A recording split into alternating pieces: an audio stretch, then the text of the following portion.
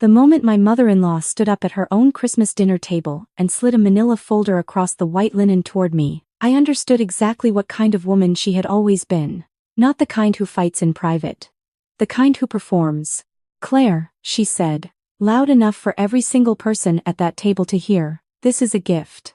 From our family to you." I looked at my husband, Marcus. He was staring at his wine glass. A glass of Pinot Noir he had personally selected from his mother's cellar earlier that afternoon. Holding it up to the light like it was the most fascinating thing in the room. Like his mother had not just slid a legal document toward his wife of 6 years in front of 14 people. I opened the folder. Divorce papers. Already prepared. A law firm letterhead from a downtown Toronto office. I recognized Whitmore family had used them for decades. I did not cry. I want you to know that first. I had cried enough in that house, in that family. Over 6 years of holidays and dinners and quiet conversations in hallways where someone was always reminding me, gently or not so gently, that I had not yet delivered what was expected of me. I was 34 years old and I had no more tears left for the Whitmore family. What I had was a very calm, very clear understanding that the woman across the table from me had made a serious miscalculation. And my best friend Danielle, sitting 2 seats to my left, had known this moment was coming for 3 months. I need to go back to the beginning, because the beginning matters. Not the fairy tale beginning, the real one. I met Marcus at a fundraiser in Ottawa when I was 27. He was charming in the way that men who have never had to try very hard are always charming. Easy laugh, good shoes, the kind of confidence that comes from never once having to wonder if the rent would clear. I was a junior project manager at a mid-size construction firm. I had student loans and a 1-bedroom apartment in Centertown, and I thought I was doing perfectly fine. My mother-in-law, Evelyn Whitmore, thought otherwise.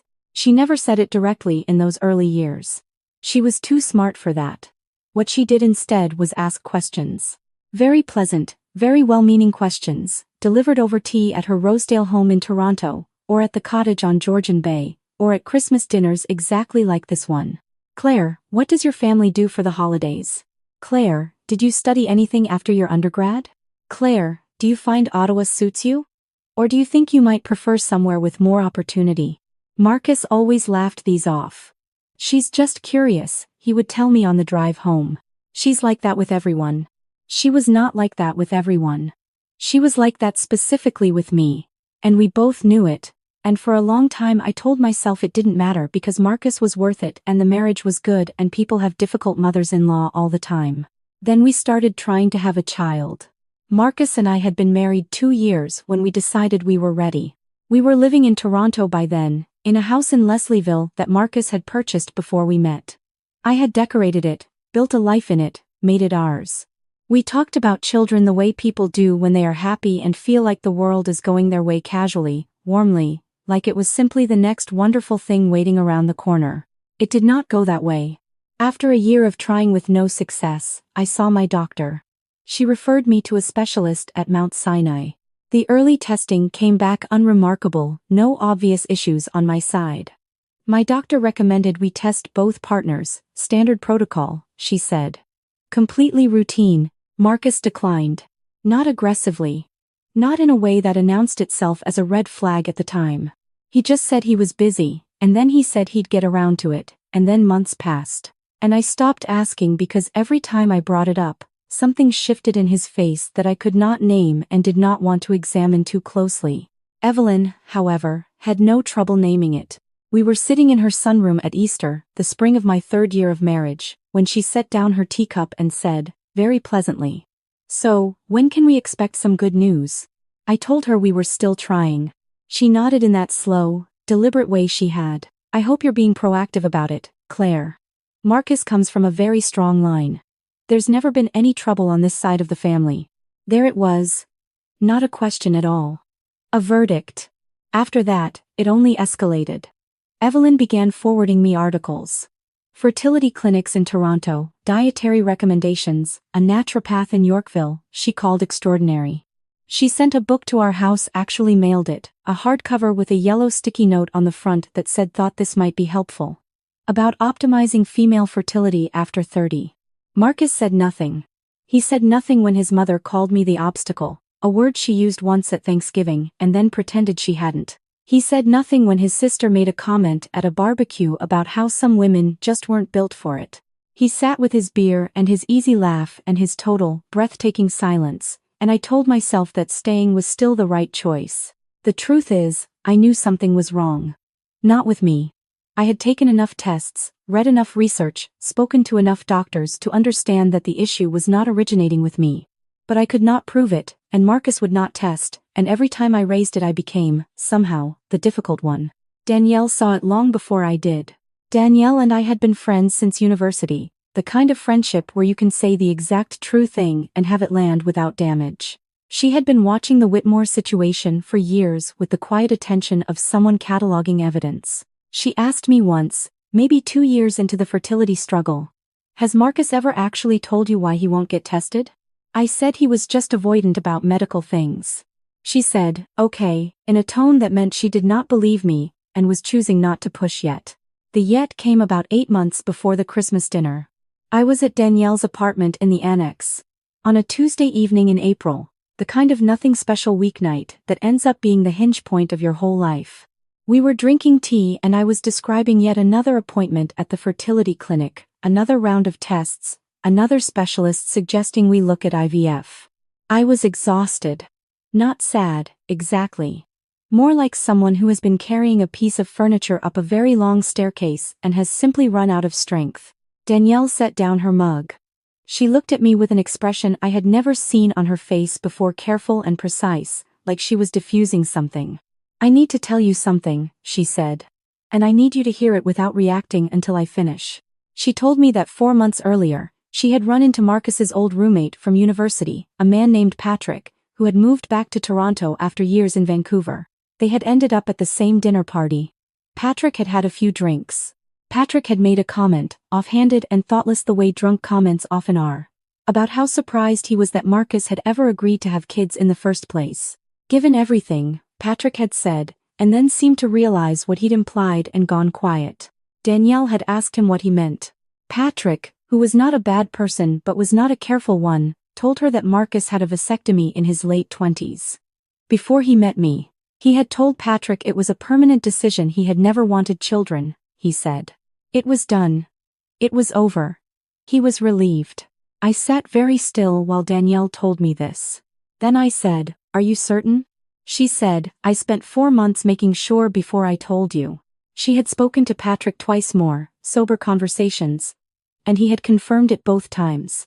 She had also, quietly and carefully, looked into the clinic where Marcus had reportedly had the procedure, a private clinic in Vancouver where he had lived briefly in his late 20s. She had not been able to obtain records, of course. But she had been able to confirm the clinic existed, that Marcus had been a patient there during the relevant period, through a contact of hers who worked in healthcare administration and had access to certain directories. She had put all of this into a document. Dates, names, the nature of Patrick's account, the clinic information, screenshots of a text Patrick had sent confirming his statement in writing. She had done this methodically, carefully, because she loved me and because she had known that when the time came, I would need something solid to hold. I did not speak for a long time. Then I called a lawyer. The lawyer's name was Sandra, a family law specialist with an office on Bay Street. I had found her through a colleague and she was, I would learn, excellent. I sat across from her desk and told her everything. She listened without interruption. When I finished, she asked a few clarifying questions, made some notes, and then looked at me directly. "If what you've described is accurate," she said, "this is a significant case. In Ontario, concealing a prior vasectomy from a spouse who enters the marriage expecting children can constitute fraudulent misrepresentation going to the root of the contract. You could pursue divorce on those grounds, and you would have a very strong argument for an unequal division of matrimonial property in your favor, given the duration of the deception and the harm caused." She also told me something else. "Don't tell him you know. Not yet. Let me advise you on timing." I did not tell Marcus I knew.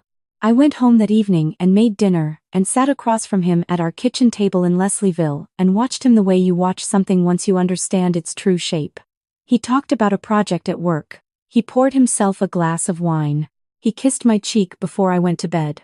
I lay in the dark for a long time thinking about all the tests. All the appointments. All the naturopath supplements and the dietary changes and the 2 rounds of medicated cycles and the IUI that had failed. All of it conducted under the pretense that we were solving a mystery, when one of us had known the answer from the beginning. I thought about Evelyn's sunroom. Her teacup. When can we expect some good news? I thought about Marcus sitting across from me at every family dinner while his mother implied I was broken. While his sister made her little comments. While the entire Whitmore family constructed a narrative in which I was the deficient one. And I thought, he let them. He sat there with his wine glass and his easy laugh, and he let every single one of them believe it was me. I kept working with Sandra over the following months. I gathered what documentation I could: financial records, property assessments, pension valuations.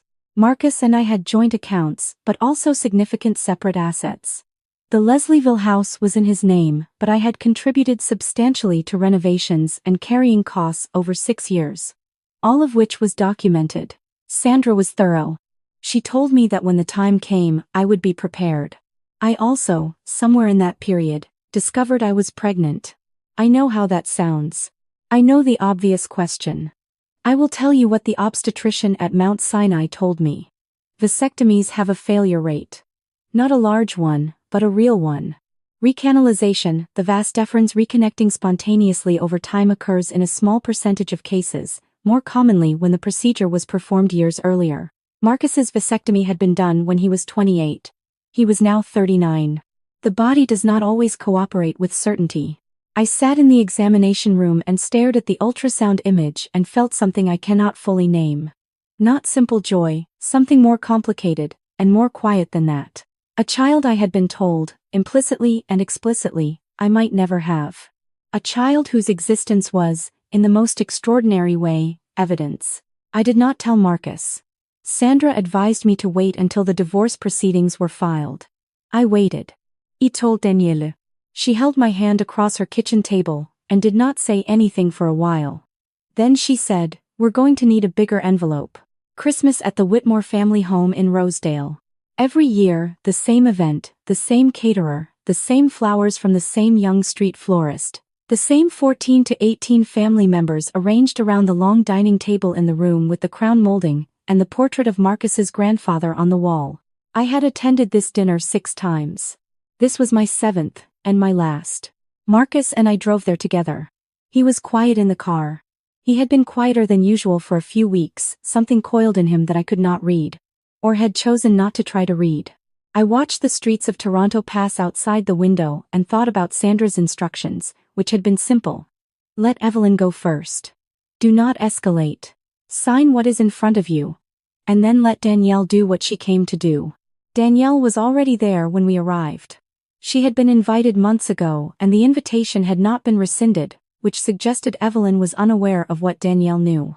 Danielle sat at the table in a navy dress and smiled at Evelyn and made polite conversation and ate her roasted squash soup and gave nothing away. She is extraordinary in that way. The folder appeared between the appetizer and the main course. Evelyn stood at her end of the table. She always stood when she had something to say. A gesture of authority she had practiced for decades, and she said she wanted to take a moment to address something that had been weighing on the family. Marcus and I have had some very difficult conversations this year, she said. About the future. About what's best for everyone. Marcus was looking at his wine glass. Claire, she said, I want you to know that we have nothing but respect for you as a person. But this family has a legacy to consider. And after 6 years, it's become clear that this marriage is not producing what it needs to. We've spoken with our solicitor, and we've had some paperwork prepared that we think makes the path forward very straightforward for everyone. She slid the folder down the table. I heard someone draw a breath. One of the cousins, I think. Someone else shifted in their chair. The caterer, who had appeared in the doorway with the main course, quietly retreated. I opened the folder. Divorce petition. Grounds listed as irreconcilable differences. Asset division that returned to me, generously, my personal belongings and a sum that represented slightly less than a third of what Sandra had assessed as my rightful share. A section noting that there were no children and therefore no custody provisions required. No children. I read that line twice. I looked at Marcus. He had still not looked up from his glass. I took the pen that had been placed, with extraordinary presumption, inside the folder alongside the papers. I signed every page. I signed them clearly and completely and without hesitation, because Sandra had told me that signing at this point cost me nothing. The petition, once contested, it would be set aside, and because I wanted Evelyn to have exactly what she thought she wanted for the next 30 seconds. I closed the folder. I placed it back on the table. "Thank you," I said. "I appreciate the clarity." Evelyn settled back into her chair with the particular satisfaction of a woman who has managed something difficult without visible conflict. Around the table, no one spoke. The atmosphere was the specific discomfort of people who have witnessed something they cannot quite assess yet. Danielle set down her fork. She reached into her bag, a structured leather tote she had placed on the floor beside her chair, and she removed a brown envelope. Legal-sized, sealed, with the name of Sandra's firm printed on the upper left corner. She stood up. "I'm sorry to interrupt," she said, pleasantly, to no one in particular. Then she walked the length of the table and placed the envelope directly in front of Evelyn. Evelyn looked at it. Then she looked at Danielle. "What is this?" "It's from Claire's lawyer," Danielle said. "I've been asked to deliver it in person." Evelyn opened it. I watched her face.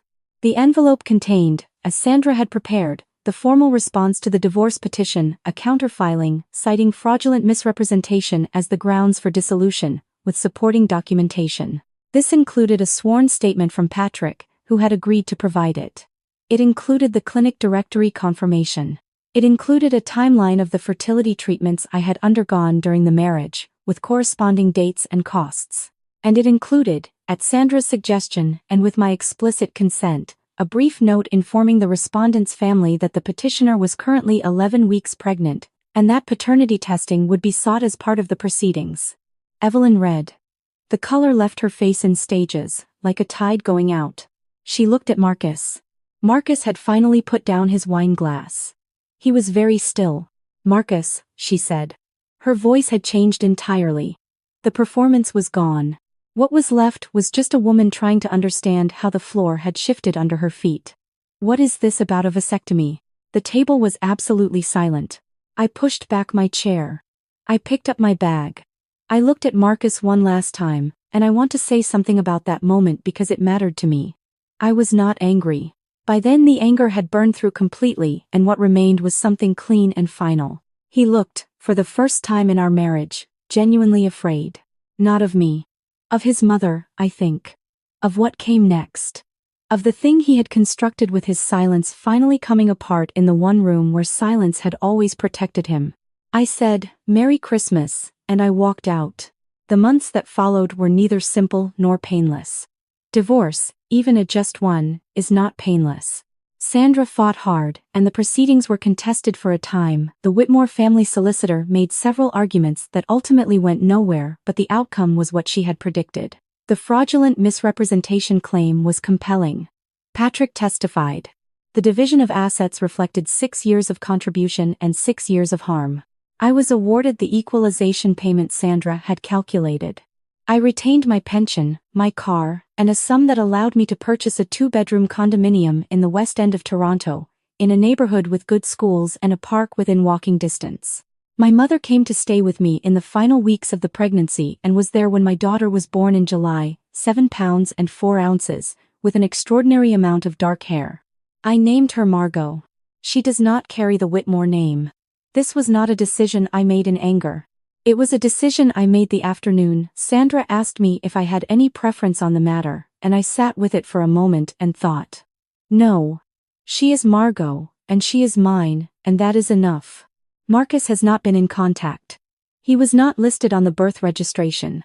There may come a day, I know, when Margot has questions, and I will answer them honestly when that day arrives. But that day is not today.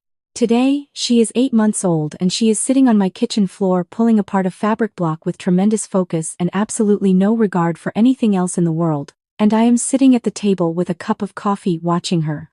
And the kitchen is full of morning light. Danielle came for dinner last week. She brought wine and a stuffed moose for Margot, which Margot immediately tried to eat. We sat at the table after Margot was asleep and talked for a long time about nothing in particular, her work, my work, a show we were both watching, a trip she was thinking about taking in the spring. Normal things. Good things. At some point, she said, Are you okay? Actually okay? I thought about it. The honest answer, the one I gave her, was yes. Not in a performative way. Not in the way where you say you're fine because the alternative is too complicated to explain. Actually okay. Something in me had resolved, the way a long illness finally breaks, and what I felt sitting in that kitchen was something genuinely close to peace. Good, she said. She poured more wine. You should be.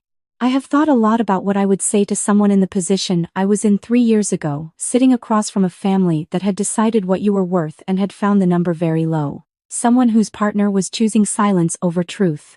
Someone being made to feel like the problem when the problem was not theirs. What I would say is this. Document everything. Find your Sandra.